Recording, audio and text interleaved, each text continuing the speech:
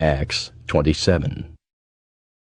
And when it was determined that we should sail into Italy, they delivered Paul and certain other prisoners unto one named Julius, a centurion of Augustus' band. And entering into a ship of Adramyttium, we launched, meaning to sail by the coasts of Asia, one Aristarchus, a Macedonian of Thessalonica, being with us. And the next day we touched at Zidon, and Julius courteously entreated Paul, and gave him liberty to go unto his friends to refresh himself. And when we had launched from thence, we sailed under Cyprus, because the winds were contrary.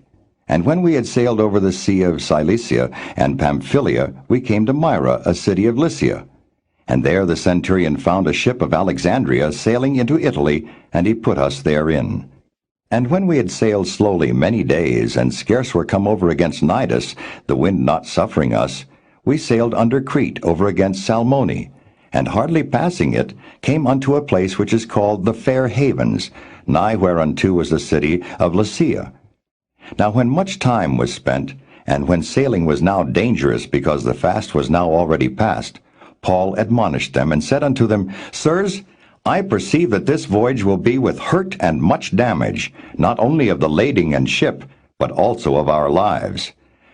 Nevertheless the centurion believed the master and the owner of the ship more than those things which were spoken by Paul.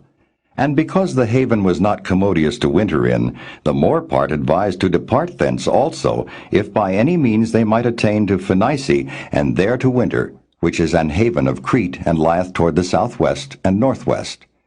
And when the south wind blew softly, supposing that they had obtained their purpose, loosing thence, they sailed close by Crete.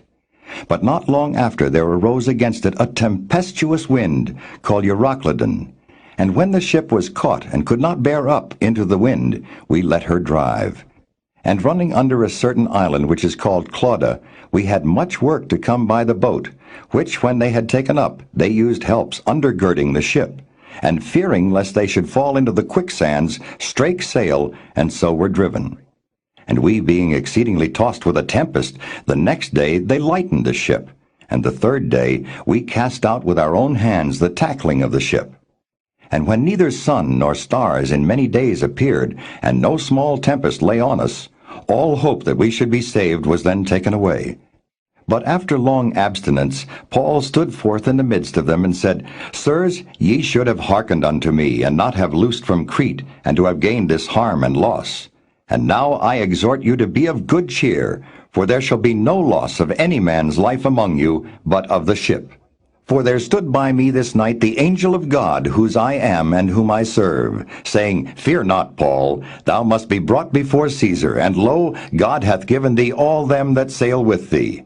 Wherefore, sirs, be of good cheer, for I believe God, that it shall be even as it was told me. Howbeit, we must be cast upon a certain island. But when the 14th night was come, as we were driven up and down in Adria, about midnight the shipmen deemed that they drew near to some country, and sounded, and found it 20 fathoms. And when they had gone a little further, they sounded again, and found it 15 fathoms. Then, fearing lest we should have fallen upon rocks, they cast 4 anchors out of the stern, and wished for the day. And as the shipmen were about to flee out of the ship, when they had let down the boat into the sea, under color as though they would have cast anchors out of the foreship, Paul said to the centurion and to the soldiers, Except these abide in the ship, ye cannot be saved. Then the soldiers cut off the ropes of the boat, and let her fall off. And while the day was coming on, Paul besought them all to take meat, saying, This day is the 14th day that ye have tarried and continued fasting, having taken nothing. Wherefore I pray you to take some meat, for this is for your health, for there shall not an hair fall from the head of any of you. And when he had thus spoken, he took bread and gave thanks to God in presence of them all. And when he had broken it, he began to eat. Then were they all of good cheer, and they also took some meat. And we were in all in the ship 260 souls. And when they had eaten enough, they lightened the ship, and cast out the wheat into the sea. And when it was day, they knew not the land, but they discovered a certain creek with a shore, into the which they were minded, if it were possible, to thrust in the ship. And when they had taken up the anchors, they committed themselves unto the sea, and loosed the rudder bands, and hoised up the mainsail to the wind, and made toward shore. And falling into a place where two seas met, they ran the ship aground. And the forepart stuck fast and remained unmovable, but the hinder part was broken with the violence of the waves. And the soldiers' counsel was to kill the prisoners, lest any of them should swim out and escape. But the centurion, willing to save Paul, kept them from their purpose, and commanded that they which could swim should cast themselves first into the sea and get to land, and the rest, some on boards and some on broken pieces of the ship. And so it came to pass that they escaped all safe to land.